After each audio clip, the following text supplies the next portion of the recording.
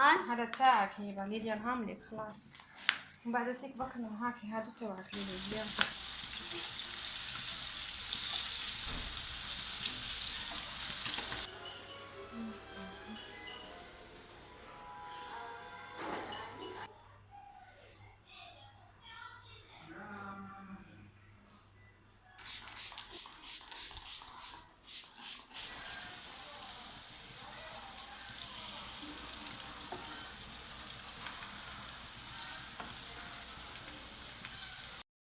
السلام عليكم ومرحبا بكم، ان شاء الله تكونوا كامل بخير وبصحة جيدة. نهار تلحقكم هذا نوفال فيديو. اللهم صل وسلم على سيدنا محمد كما صليت وسلمت على سيدنا ابراهيم وعلى ال سيدنا ابراهيم في العالمين انك حميد مجيد.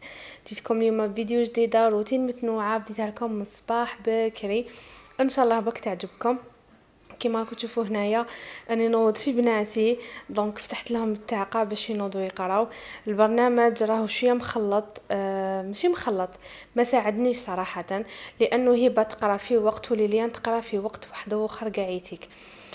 شغل هذاك لو فاي فيان لي ابارامون حيعييني هاد العام شويه. هبه تدخل تقرا على 8 ومن بعد تيك ليليان تدخل تقرا على 8 ونص، بلوتو على 10 ونص. ومن بعد تيك هبه تخرج على 11 وربع، وعلى الوحده ندي هبه تدخل وليليان تخرج. وبعد على 3 ليليان تخرج، هبه تخرج وليليان تدخل. ومن بعد على 5 تخرج ليليان. دونك ديجا كي راني نقول لكم على التوقيت ديجا تخلط لي ابارامون كو بزاف اللي راهم يعانيو، باسكو كي حطيت في الانستغرام وكنت شاركت معاكم يعني كي راني نروح ونجي وطالعه هابطه، بزاف اللي قالوا لي حتى احنا رانا هكا رانا نعانيو من هاد النظام تاع الدوامين. ربي يكون معنا ان شاء الله، سورتو اللي هما اللي يدوا وليداتهم ويجيبوهم كي يكونوا هكا بخيمار صغار، لازم تديهم وتجيبيهم. الوقت رجع بزاف يخوف ولازم نوقفوا معاهم. معليش فتره صعيبه ان شاء الله وتجوز، ربي يكون معانا وان شاء الله هذا كاع في ميزان الحسنات. دونك ديت هبه تقرا، ومن بعد تيك عاودت وليت اول حاجه نبدا بها هي الفطور. ماذا بيا نديرو هو الاولاني يطيب هكا باش كي يجوا من المدرسه تاعهم يكون كلش واجد، ما يبقاوش يستناو باسكو الوقت ضيق وتاني تيجوا جيعانين. دونك درت لهم العدس الاحمر اللي كنتو شفتوا معايا، درت بصل بطاطا زروديه قرعه قطعتهم عشوائيا، درت لهم شويه تاع زيت وخليتهم يتقلوا. عندي كاس نتاع عدس الاحمر، ما درتش كيله كبيره يعني غير قيس نابرك. انتي اذا كانوا افراد العائله تاعك كبيره ديري كاس شويه كبير، انا كاس راك صغير يكفي. دونك درت هنايا تاني الثوم خليته تقلى مع هذيك الخضره تاعي، العدس اللي كنت غسلته شحال من خطره حتى يصفى كاع ما ديالو. وهنا لي زيبيس عندنا ملح فلفل كحال شويه كمون شويه نتاع زنجبيل مفيد بزاف للصحه وشويه نتاع كركم، طماطم مصبره، ونزيدوا هذاك العدس الاحمر ونمرقوا ونخليهم يطيبوا. راح تم توجد معك هاد لاصوب اون بليس فيها بزاف فوائد. حاولوا تستهلكوا العدس على قد ما تقدروا لانه غني بالفيتامينات، فيه الحديد ويساعد بزاف الدراري، فيه الخضره تاني هاد لاصوب. دونك اذا وليداتكم ما ياكلوش الخضره حاولوا تجربوا لهم هاد الوصفه، اكيد راهي رايحه تعجبكم. انا صراحه وليت مدمنه على هاد الشوربات، رجعت تعجبني بزاف. كنت نديرها من قبل مي بصح ماشي بهاد الوصفه وما كانش تعجبني، مي ملي ديكوفريت هاد الوصفه وهي خلاص ولات ادمان، نحبها بزاف. دونك فوالا نمرق بالماء سخون ونخليها طيب، اون فوا طيب نرحي كلش بالبغا ميكسور، ومن بعد تيك حتى نتحصل على قوام يكون ماشي ثقيل، يكون شويه خفيف، انا ما نحبهاش تجي ثقيله. هذه هي هذا ما كان. من بعد تيك رحت لشغلي، بيان سور شغلي كان متقطع باسكو توجور نحبس هنا شغل نخدم شويه شغل من بعد نهبط ندي وحده، من بعد نخدم شويه شغل من بعد نهبط نروح نجيب الاخرى وهي رايحه. دونك كنت ما نعرفش نخدم انا هكايا شغل نكون كاع مخلطه على هذيك اللي غبت عليكم. شغل ما كنتش نقدر نصور ونخدم شغل وممتون نديهم ونجيبهم وممتون شغل مازلنا مع التحضيرات. كاين فايز يخصوا ضحي تشريهم، كاين حاجات يعني كاين بزاف حاجات. الفتره هذه جاتني صعيبه صراحه. من اليوم قررت ان نقي لهم شابيتهم كي كانوا في زوج ما كاشهم، دونك حطيت يعني لي ليان تقرا او ميم طون نقيت لهم هنا الغرفه ديالهم، جبت لهم لي كوات باسكو في الليل راهي طيح واحد البروده، جو هكاك 3 تاع الصباح 4 تاع الصباح، جبت لهم لي كوات تاعهم باش يتغطاو. هنا راني نقيها يعني شوفوها هكا كي راهي بيان، مي اون فوا يجو خلاص حاجه ما تولي في بلاصتها، يجبدوا كلش ويخلطوا كلش. و فوالا هنا حبيت نشاركها معكم باسكو جامي لا صورت لكم غرفه النوم تاع بناتي ملي سكنت في هذا الدار، فحبيت نقاسمها معكم. فرجتها لهم، مسحت الغبره، رتبت كل حاجه في بلاصتها، وبيان سور سيقت. انا كي نسيق توجور ما نعرفش نسيق بون شامبر ولا نسيق كامله ديك الدار. دونك هاكم معايا كنت تشوفوا الروتين كيف راه يجوز، ونحكيو في واحد الموضوع اللي كانت واحد الاخت خلات لي تعليق ونقولها سمحي لي اذا طولت عليك. للاسف راني نحاول على قد ما نقدر نجاوبكم كاع كيما راكم، كل وحده وكيفاه، كاين اللي نجاوبها هكا بالهضره، كاين اللي لازم نصور لها هذيك الحاجه، كل وحده وكيفاه، وكاين اللي نكتب لها يعني نجاوبها ديريكتومون في التعليق.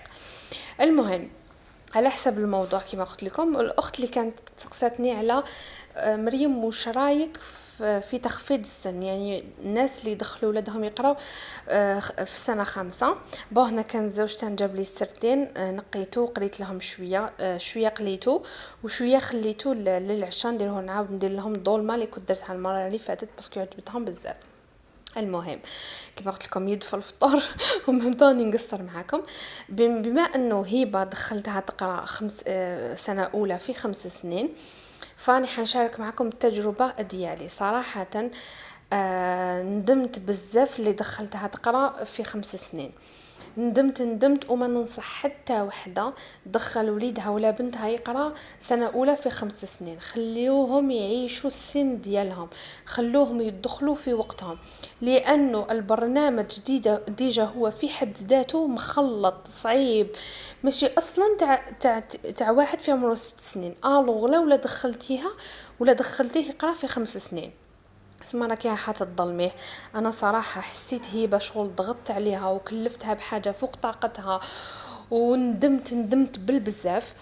هي دوكا راهي سنه رابعه، مي ندمت ما نكذبش عليكم، حسيت انه شغل ظلمتها وما حبيتش نعاود هاد الغلطه اللي درتها مع ليليان كنت قادره ندخلها في 5 سنين، ولكن لا فضلت انه نخليها تريح كي تدخل كيما هي كيما كاملتك الدراري. مام دوكا تيك سنه اولى مانيش حنضغط عليها، خليها بعقلها تتعلم، نحاول معاها بالعقل مره وزوج وثلاثه، ما نعيطش عليها ما نضغطهاش، لانه اصلا البرنامج اللي راهم هو في حد ذاته ماهوش برنامج يعني مليح ليهم. على هذيك اللي مانيش حابه نضغط عليها، حبتها تتعلم غير بالعقل، والمستوى تاعها ما يبانش في السنه الاولى وما يبانش في السنه الثانيه، حتى في السنه الثالثه باش يبداو يفطنوا ويجيبوا اخبار ويبداو يشفاو وكلش. دونك روحوا معاهم غير بالعقل، وانا ضد الدراري اللي يدخلوا يقراو في 5 سنين.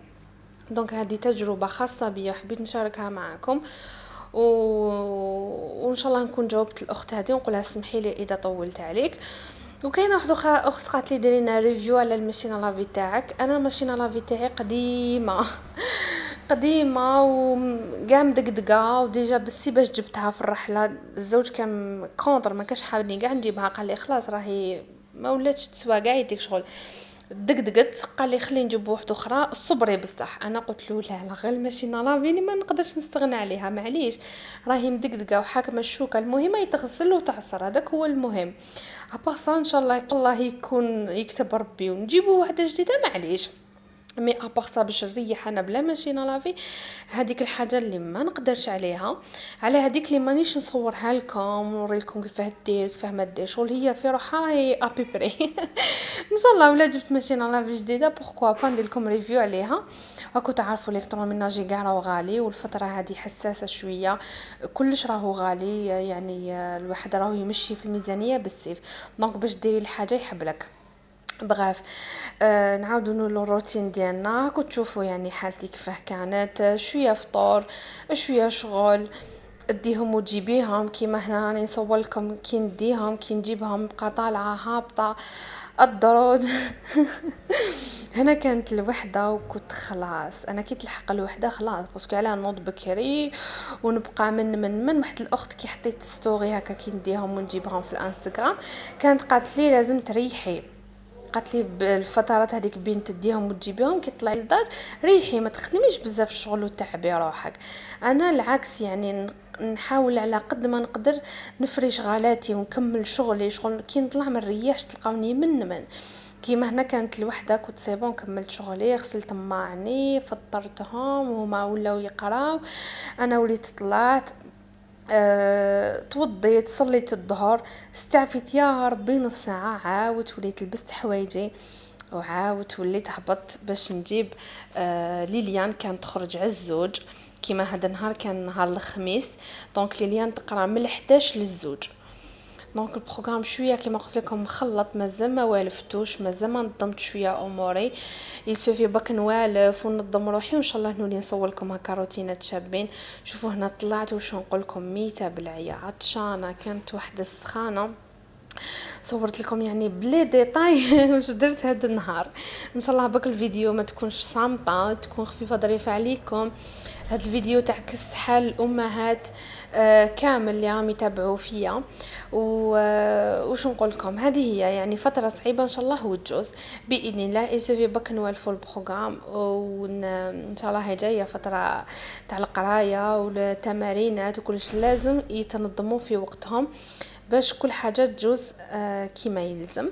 هنا رحت هنا كانت ساعه 4 هبه كانت خرجت على 3 رحت جبتها ومن بعد تكيت هذيك السويعه ريحت شويه صالوني شريح نط كاع مكرفصه قلت لهم خلوني نستعفى شويه باش نوض ندير لكم كاش حاجه تقهووا بها وما خلاونيش بقاو يعيطوا ويلعبوا ويديروا في الحس دونك نط كاع مكرفصه قلت نوض ندير لهم كاش حاجه يتقهووا بها.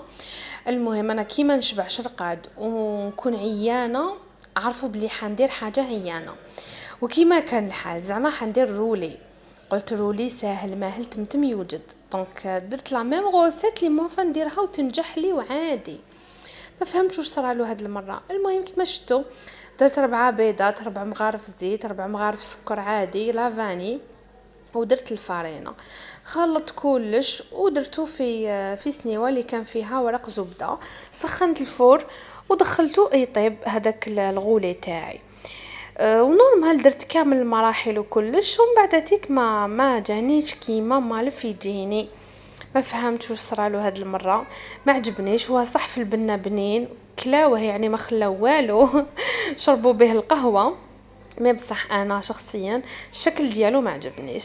فوالا وتوجور كيما نشارك معكم المليح نشارك معكم دوني الوصفه اذا نجحت هاني نشاركها معكم واذا ما نجحتش هاني نشاركها معكم.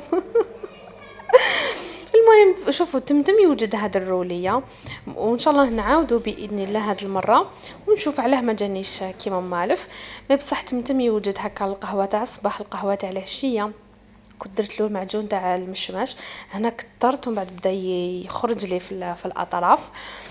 المهم ومن بعد من الفوق درت له شويه تاع سكر غلاس كيما راكم تشوفوا. فوالا وحطيت لهم وشربوا قهوه وعجبهم وياكلوا يستبنوا وانا نقول لهم ما جانيش كيما مالف هما يقولوا لي لا جاك مليح. اكبر وحده كيف يقولوا تنتقد روحها تنتقد العمل ديالها هي انا شغل توجور نحب الافضل نحب الحاجه الشابه نحب نقارن روحي بروحي بالمره اللي فاتت نقارن الوصفه اللي درتها اليوم بالوصفه اللي درتها البارح شغل توجور ماذا بيا الافضل ماذا بيا نتحسن وكي ندير حاجه ماشي مليحه ونحس روحي شغل عاودت وليت للور تغيدني عمري ما نحبش. نحب توجور نافونسي للقدام. المهم هذه هي يعني الواحد لازم يطور من نفسه لازم يحسن من نفسه وكي صراو هكا عفاية سواء في دارك في حياتك الشخصيه في كلش ما نقش تفشلي وتقولي خلاص نضرب يديك وتقولي خلاص مش نعاود ديك الحاجه مش نعاود ديك التجربه كانت سيئه. بالعكس انا انسانه عنيده الحاجه اللي ما تنجح ليش يبقى هذيك هي اللي نركز عليها ونبقى عقابها حتى تنجح لي. اللي كانت، سواء وصفه، سواء حاجه عن بروجي حبيت نديرو، اي حاجه كانت. وهذا هو السر باش تنجحي. لق تكوني عنيده، لق يكون عندك الصبر والاصرار وتكوني حابه ديك الحاجه. وهنا مع الاشياء قايتي كيما راكم تشوفوا رانا نواسيو في الادوات، رانا نرجعوا يعني ننظموهم لهم باسكو هي بلش كيما دوكا فرونسي وانجلي مازال ما جابتليش وشي لازم كاي وكلش كتابات سي بون. جاب لهم باباهم كتابات سواء نتاع الانشطه ولا تاع الدروس ليها ولخوتها. وليليان سي بون تاني عندها زوج برك كراريس تاع المحاوله وتاع القسم. بصح يبان لي الله يبارك عندها بزاف الكراريس. على هذيك اللي كنت نرجع يعني واش جابت لي، كنت كل كراس ندير له اللون تاعو الغلاف ديالو، نكتب لها اسمها. مازالت لي برك هذيك لاباج تاع الاسم واللقب الاولانيه اللي فيها الرسومات وكلش، هذيك خليتها حتى من بعد ان شاء الله نتقاعد لها يعني في هذا الويكاند الجمعه ولا السبت ان شاء الله نتفرغ لها، لازم لها القوسط والخاطر. دونك فوالا هذا هو الروتين ديالي. هذه هي الحاجات اللي حبيت نشاركهم معاكم. ان شاء الله كانت يعني روتين متنوعه، ان شاء الله كانت مفيده على الاقل، ان شاء الله تونستوا معايا. وسمحوا لي لا طولت عليكم. كما راكم تشوفوا هذه هي حالتي، وقتي راهو يروح كاع في روحي ورواحي، اديهم وجيبيهم. على هذيك اللي طولت عليكم وغبت عليكم وراني روطر عليكم شويه هنايا في اليوتيوب، ولكن نوعدكم يوفا ننظم اموري ونوالف لو نوفو بروغرام ان شاء الله حنولي معاكم فيدال، ونولي نحط لكم نهار بنهار روتينات تحفيزيه، وحنشارك معاكم بزاف حاجات شابين. دونك اذا كنتي اول مره تدخلي القناه تاعي نقول لك مرحبا بك حبيبتي، اشتركي عندي اذا ما كنتيش مشتركه، وخلوا لي جام وتعليق شباب كيما نتوما. نحبكم بزاف بزاف بزاف بزاف، تهلاو لي في روحكم في صحتكم وفي وليداتكم، ونضرب لكم موعد لاحق دون اون بروشين فيديو باذن الله. تبقوا على خير، مع السلامه.